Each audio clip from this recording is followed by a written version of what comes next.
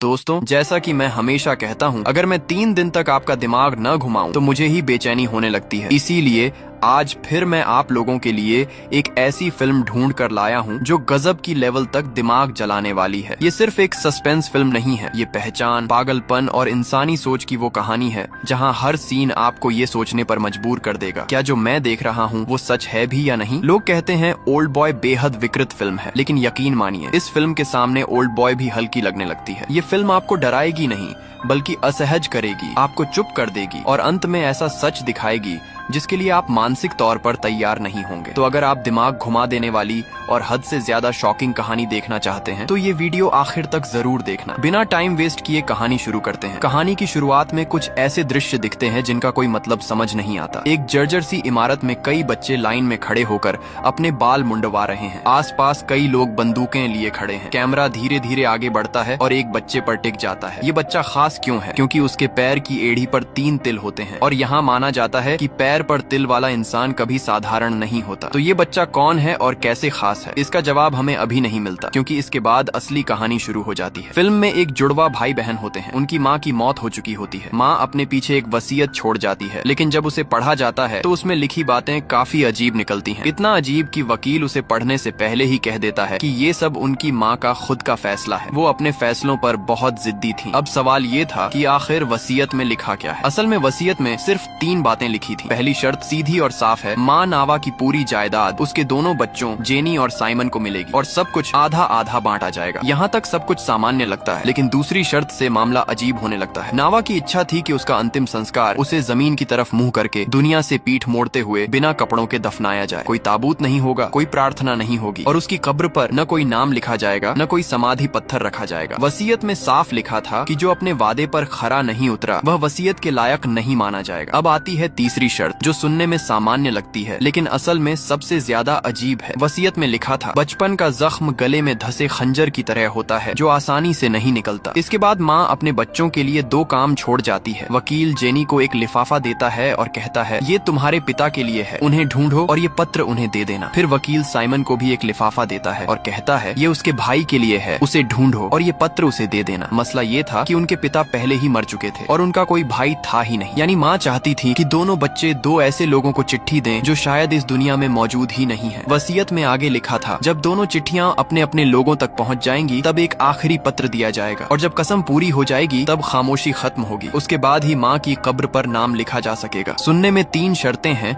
लेकिन ये बिल्कुल भी सामान्य नहीं है। यहीं से फिल्म की असली कहानी शुरू होती है। अगले ही दिन जेनी ये पूरी बात अपने पुराने गुरु को बताती है। ये बुजुर्ग कोई आम आदमी नहीं बल्कि एक मशहूर गणित प्रोफेसर है। उन्हें शुरू से ही जेनी की गणितीय प्रतिभा पर भरोसा था, इसीलिए उन्होंने उसे अपने पास एक सहायक के तौर पर रख लिया। एक गणितज्ञ होने के नाते उनका मानना था कि अगर इस रहस्य की सच्चाई नहीं निकाली गई तो दिल को कभी सुकून नहीं मिलेगा और बिना सुकून के शुद्ध गणित भी मुमकिन नहीं। उनकी सलाह साफ थी कि अगर उन 2 लोगों को ढूंढना है तो पहले जेनी की माँ नावा के अतीत को समझना होगा। संयोग से नावा के गांव में उनका एक पुराना दोस्त भी था जो शायद मदद कर सकता था। बस फिर क्या था, जेनी ने तैयारी की और माँ की पहचान के रहस्य को सुलझाने एक खतरनाक सफर पर निकल पड़ी। अब सवाल ये था, नावा के अतीत में आखिर ऐसा क्या छिपा था और उसकी मौत कैसे हुई? कहानी पहुंचती है नावा की मौत से कुछ दिन पहले। जेनी देखती है माँ स्विमिंग पूल के पास कुर्सी पर बैठी सिर्फ खालीपन को निहारती रहती है, जैसे आत्मा ही निकल गई हो। जेनी उससे पूछती है, लेकिन नावा को कुछ सुनाई ही नहीं देता। उस दिन के बाद वो बीमार पड़ जाती है और थोड़े ही समय में उसकी मौत हो जाती है। अब कहानी उस राज पर आती है जिसकी जड़ें नावा की किशोर उम्र में छिपी थी। उस दौर में नावा को प्यार हो जाता है, लेकिन वो प्यार ऐसे आदमी से होता है जिससे प्यार करना उसके लिए गुनाह माना जाता था। वो लड़का दूसरे देश से भागा हुआ शरणार्थी था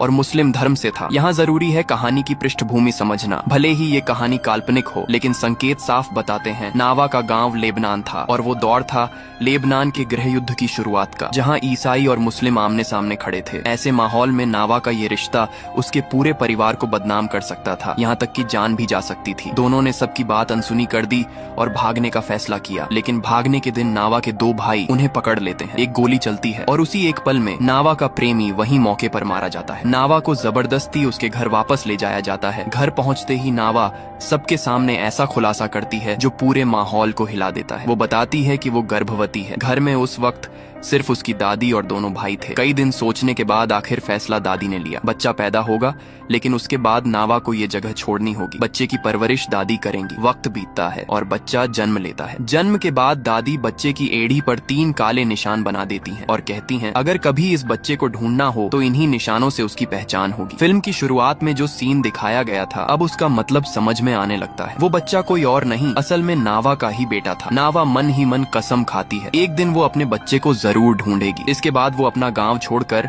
दहेश नाम के शहर में पढ़ाई करने चली जाती है। यानी सच्चाई अब सामने आ चुकी है। जुड़वा बच्चों का वाकई एक बड़ा भाई था, लेकिन ये राज यहीं खत्म नहीं होता। अब कहानी फिर से पलटती है और वापस आ जाती है जेनी के पास। यहीं से जवाबों की तलाश और गहरी होने लगती है। कनाडा से निकलकर हजारों किलोमीटर का सफर तय कर वो दहेश पहुंचती है और अपने गुरु द्वारा बताए गए व्यक्ति से मिलती है। लेकिन सामने वाला पहली ही बात में कह देता है कि वह उसकी मदद नहीं कर सकता, क्योंकि उस समय वो यहाँ पढ़ाता ही नहीं था। इतनी दूर आकर खाली हाथ लौटना जेनी को मंजूर नहीं था। वो माँ की पुरानी तस्वीर लेकर लोगों से पूछताछ शुरू करती है। काफी कोशिशों के बाद एक बुजुर्ग चेहरा नहीं पहचान पाता, लेकिन बैकग्राउंड को देख वह पहचान जाता है। वो बताता है, ये निशान दक्षिण में स्थित काफा जेल का है। जेनी हैरान रह जाती है। ना उसने कभी उस जेल का नाम सुना था, ना ही ये जानती थी कि दक्षिण कहाँ है। यहीं से उसकी तलाश और भी मुश्किल और खतरनाक होने लगती है और यहीं से कहानी फिर लौटती है नावा के अतीत में। घर छोड़ने के बाद नावा दहेश पहुंचती है और उसी यूनिवर्सिटी में पढ़ने लगती है जहाँ बाद में जेनी जाती है। कुछ समय बाद नावा को खबर मिलती है, ईसाई गुट स्कूल बंद करने वाले हैं, क्योंकि दक्षिण में मुस्लिम गुटों ने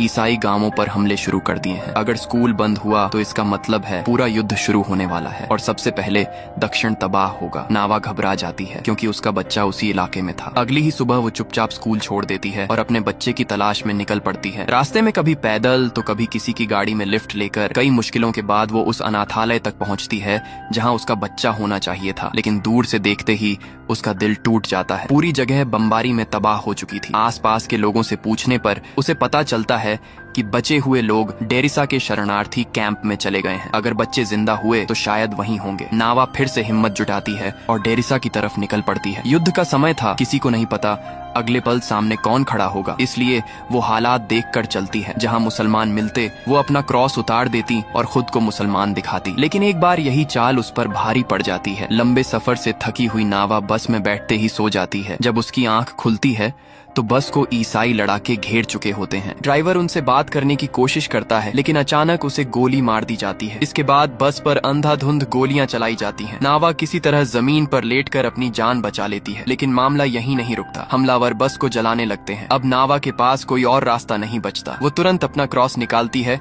और चिल्लाकर कहती है कि वो ईसाई है। पास बैठी एक औरत अपनी छोटी बेटी को पकड़े बेबस नजर से उसे देख रही होती है। नावा उसे बचाने की कोशिश में कह देती है कि ये उसकी बेटी है, लेकिन बच्ची सब कुछ देख चुकी होती है। अपनी माँ की मौत देखकर वो रोने लगती है, चिल्लाने लगती है और यही उसकी आखिरी भूल बन जाती है। बच्ची भी मार दी जाती है। इस नरसंहार से नावा तो बच जाती है, लेकिन अंदर से पूरी तरह टूट जाती है। वो समझ जाती है जब ये लोग बच्चों तक को नहीं छोड़ते तो अगर उसका बच्चा पकड़ा गया तो उसके बचने की कोई उम्मीद नहीं होगी। अब कहानी दोबारा वापस आती है जेनी पर। कॉलेज में मिले सुरागों के सहारे जेनी आखिरकार अपनी माँ के दक्षिण वाले पुराने घर का पता लगा लेती है। हालांकि वहाँ अब सिर्फ खंडहर बचे हैं, कोई रहता नहीं। लेकिन जैसे ही जेनी वहाँ पहुँचती है उसे अजीब सी अपनापन महसूस होता है। वो तुरंत साइमन को फोन करती है और ये खबर उसे बताती है। इसके बाद जेनी अपनी माँ की तस्वीर लेकर आसपास लोगों से पूछताछ शुरू करती है। मुश्किल ये थी कि यहाँ के लोग सिर्फ अरबी बोलते थे और जेनी एक शब्द भी नहीं समझ पा रही थी। काफी जद्दोजहद के बाद उसे एक ऐसी औरत मिलती है जो फ्रेंच बोल सकती थी। लेकिन जैसे ही उन्हें पता चलता है कि जेनी किसके बारे में पूछ रही है, लोग भड़क उठते हैं, हंगामा मच जाता है और सब उसे वहाँ से भगा देते हैं। दरअसल उस जमाने में उसकी माँ की प्रेम कहानी यहाँ एक बदनाम और निषिद्ध रिश्ता मानी जाती थी। दशकों बाद भी लोग उसे माफ नहीं कर पाए थे। माँ के गांव से खाली हाथ लौटने के बाद जेनी अपनी जांच की दिशा बदलती है और काफा जेल की तरफ निकल पड़ती है। कहानी फिर लौटती है नावा के अतीत में। बस हमले से किसी तरह बच निकलने के बाद भी नावा हार नहीं मानती और भटकते भटकते डेरिसा पहुंचती है। लेकिन यहाँ भी उसके लिए सिर्फ निराशा इंतजार कर रही थी। पूरा इलाका तबाह हो चुका था। इंसान तो दूर, जिंदगी के नाम पर कुछ भी नहीं बचा था। लोगों से पूछने पर उसे पता चलता है कि ईसाई लड़ाकों ने यहाँ नरसंहार कर दिया दिया था। इस हालात में नावा समझ जाती है कि अगर उसका बच्चा यहाँ आया भी होगा तो उसके जिंदा होने की उम्मीद न के बराबर है। पूरी तरह टूट चुकी नावा एक खतरनाक फैसला लेती है। वो तय करती है कि अब वो इस युद्ध को अपने तरीके से खत्म करेगी। नावा एक मुस्लिम गुट के पास जाती है और खुद को उनका मुखबिर बनाने की पेशकश करती है। मकसद साफ था, ईसाई गुट के सरगना की हत्या। यहाँ नावा की सोच साफ हो चुकी थी। हालांकि वो ईसाई परिवार से थी, लेकिन उसने ईसाई लड़ाकों की बेरहमी देखी थी और उसे पूरा यकीन था कि उसका बच्चा भी इन्हीं के हाथों मारा गया है। अब उसका विश्वास नफरत में बदल चुका था। नावा पढ़ी लिखी थी, जो उस दौर में बहुत बड़ी बात थी। उसकी योजना थी एक ट्यूटर बनकर ईसाई नेता के बच्चों के करीब जाना और सही मौके पर वार करना। लंबे समय तक भरोसा जीतने के बाद एक सुबह नावा अपना प्लान पूरी तरह अंजाम दे देती है। ईसाई नेता मौके पर ही मारा जाता है, लेकिन नावा भी उसी वक्त पकड़ ली जाती है। उसे मारा नहीं जाता, बल्कि काफा जेल में डाल दिया जाता है, जहां उस पर सालों तक अमानवीय यातनाएं की जाती हैं। अब कहानी फिर से जेनी पर लौटती है। माँ के गांव से निकाले जाने के बाद वो काफा जेल पहुंचती है। जेल अब पूरी तरह बंद हो चुकी है और आसपास रहने वाला कोई भी व्यक्ति उसकी माँ के बारे में कुछ नहीं जानता। तभी जेनी को जेल के एक पुराने कर्मचारी का पता मिलता है। जेनी उसे खोज निकालती है और यही कहानी एक नया मोड़ लेती है। वो आदमी सिर्फ उसकी माँ को जानता ही नहीं था, बल्कि उसने उसे पूरे 13 साल तक इसी जेल के भीतर देखा था। पहले तो वो आदमी कुछ बताने से कतराता है, लेकिन जब उसे पता चलता है कि जेनी उसकी बेटी है तो वो सच बताने लगता है। बूढ़ा आदमी बताता है कि जेल में सब लोग उसे गाने वाली औरत के नाम से जानते थे। उस पर असली आरोप एक ईसाई नेता की हत्या का था। 13 साल तक जेल में उसे हर दिन शारीरिक और मानसिक रूप से तोड़ने की कोशिश की गई, लेकिन वह कभी नहीं टूटी। फिर कहानी में एक और नाम सामने आता है, अब्बू तारे। जेनी पूछती है कि यह कौन था। बूढ़ा पहले बात टालना चाहता है,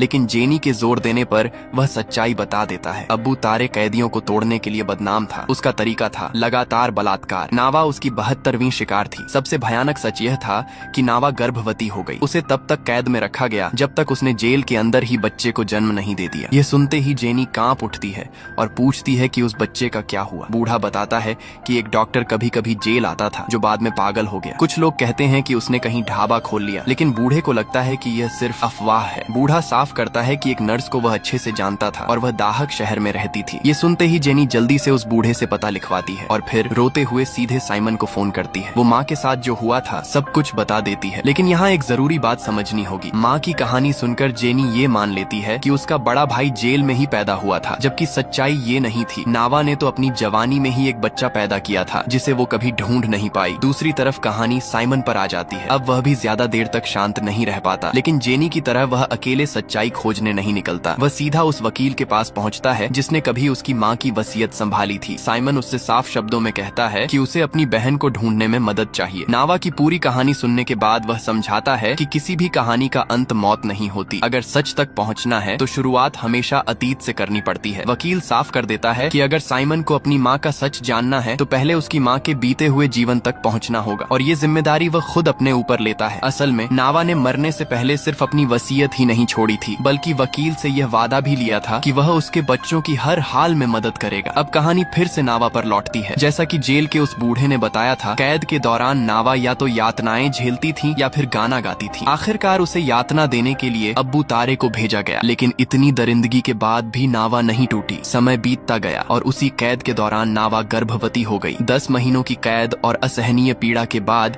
वह जेल की दीवारों के भीतर ही जुड़वा बच्चों को जन्म देती है। ऊपर से साफ आदेश आता है कि इन बच्चों को जिंदा नहीं छोड़ा जाना चाहिए और उन्हें नदी में फेंक दिया जाए, लेकिन ठीक आखिरी पल में वहां मौजूद एक आदमी का दिल पसीज जाता है। वह आदेश के खिलाफ जाकर दोनों बच्चों की जान बख्श देता है। अब कहानी वर्तमान में आती है। वकील साइमन और जेनी को लेकर उस नर्स के पास पहुंचता है जिसने जेल में नावा की डिलीवरी करवाई थी। नर्स उन्हें देखते ही भावुक हो जाती है। वो बताती है कि वो नावा को अच्छी तरह जानती थी और बच्चों के जन्म के वक्त वही वहां मौजूद थी। साइमन तुरंत पूछता है कि वे उसकी उस संतान के बारे में जानना चाहते हैं जो जेल में पैदा हुई थी। ये सुनते ही नर्स के चेहरे पर एक अजीब सा भाव छा जाता है। कुछ पल चुप रहने के बाद वो कहती है, जब गाने वाली औरत जेल से बाहर आई थी तो उसके जुड़वा बच्चे उसे लौटा दिए गए थे। ये सुनते ही दोनों के पैरों तले जमीन खिसक जाती है और यहीं पर फिल्म का सबसे बड़ा सच सामने आता है। अब सारी कड़ियां जुड़ जाती हैं। ये जुड़वा बच्चे कोई और नहीं बल्कि जेनी और साइमन ही थे। इसके बाद फिल्म में जुड़वा बच्चों के तैरने का सीन आता है। ये सीन सिर्फ एक दृश्य नहीं बल्कि एक गहरी प्रतीकात्मक बात कहता है। इसका असली मतलब फाइनल ट्विस्ट के बाद और साफ होता है। बस इतना समझ लो, उनका रिश्ता पानी और स्याही जैसा है। चाहे जितना भी तैर लो, एक दूसरे से अलग नहीं हो सकते। इतनी लंबी तलाश के बाद आखिरकार जुड़वा बच्चे अपनी माँ की पूरी कहानी समझ जाते हैं। अब उन्हें पता चल जाता है कि वसीयत कोई पागलपन नहीं थी, लेकिन कहानी यहाँ खत्म नहीं होती। सच सामने आ चुका है पर रहस्य अब भी अधूरा है। अब भी दो ऐसे सवाल हैं जो हवा में लटके हुए हैं। उनका पिता और वह बड़ा भाई, क्या वाकई वे जिंदा हैं या फिर उनकी तकदीर में भी नावा जैसी ही कोई और दर्दनाक कहानी लिखी जा चुकी है। कुछ दिनों बाद जिस आदमी को वकील ने जुड़वा बच्चों के परिवार का पता लगाने भेजा था, वो आखिरकार नतीजों के साथ लौट आता है। वो बताता है कि जुड़वा बच्चों के पिता अबू तारे की कोई भी मौत की आधिकारिक पुष्टि नहीं मिल पाई। इस इलाके में लापता लोगों की संख्या बहुत ज्यादा है,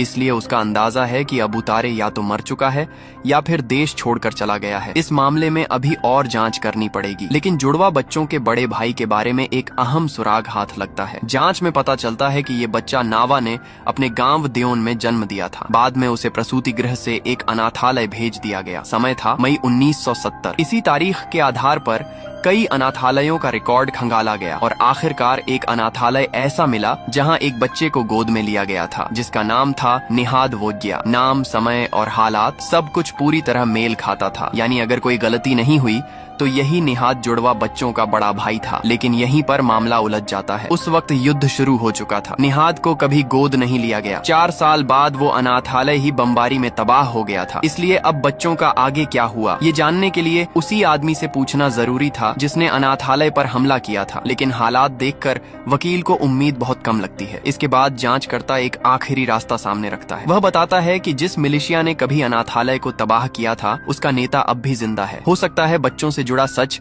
आज भी उसी के पास हो। फिर वह साइमन को एक तरीका बताता है। उसे डेरेसा के शरणार्थी इलाके में जाना होगा, वहाँ चाय पीनी होगी और जिससे भी मुलाकात हो बस यही कहना होगा कि वह गाने वाली औरत का बेटा है। ये सुनते ही मिलिशिया का नेता खुद उसे ढूंढ लेगा। बहुत मुश्किलों के बाद साइमन वाकई उस आदमी तक पहुँच जाता है और यहीं सारी सच्चाई सामने आती है। दोस्तों, अब जरा संभल जाइए क्योंकि असली झटका यहीं से शुरू होता है। साइमन की पहचान पक्की होने के बाद बूढ़ा आदमी बताता है उसने और उसके एक साथी ने अपने मारे गए शरणार्थी भाइयों का बदला लेने के लिए काफा के ईसाई इलाके पर हमला किया था। वहाँ सच में एक अनाथालय था, लेकिन वो बच्चों को मार नहीं पाया, इसलिए सबको अपने साथ ले आया। निहाद भी उन्हीं बच्चों में था। बूढ़ा आदमी बताता है कि वे बच्चे पहले से ही अनाथ थे। वह उन्हें यूं ही नहीं पाल सकता था, इसलिए उसने उन्हें लड़ाई और हथियारों की ट्रेनिंग देना शुरू कर दी। इन सब में निहाद सबसे अलग निकला। बहुत ही कम समय में वह एक जबरदस्त निशानेबाज बन गया, लेकिन अनाथ होने का दर्द उसके भीतर लगातार पलता रहा। उसकी जिंदगी की बस एक ही ख्वाहिश थी, किसी तरह अपनी माँ को ढूंढ लेना। वह महीनों तक इधर उधर भटकता रहा, लेकिन हर बार खाली हाथ लौटता रहा। आखिरकार एक दिन वह लौट कर आया और बोला कि वह शहीद बनना चाहता है ताकि उसकी माँ हर दीवार पर उसकी तस्वीर देख सके, लेकिन उसने ऐसा करने से उसे रोक लिया था। इसके बाद निहाद दहेज चला गया और वहाँ सबसे खतरनाक स्नाइपर बन गया। उसके भीतर अब कोई भावना नहीं बची थी। वह बिना हिचक किसी को भी गोली मार देता था। कुछ ही समय में दुश्मनों ने उसे पकड़ लिया। उसने 7 लोगों को मार डाला था, फिर भी उसे जिंदा रखा गया। इतना ही नहीं, उसे बाकायदा और ट्रेनिंग दी गई और फिर भेज दिया गया काफा जेल, जहाँ उसका काम था कैदियों पर जुल्म करना। यह सब सुनकर साइमन पूरी तरह सन्न रह जाता है। वह कह उठता है कि क्या वह उसके पिता के साथ काम करता था, लेकिन बूढ़ा आदमी तुरंत बात काट देता है। वह साफ कहता है वह अब्बू तारे के साथ नहीं था। अगले सीन में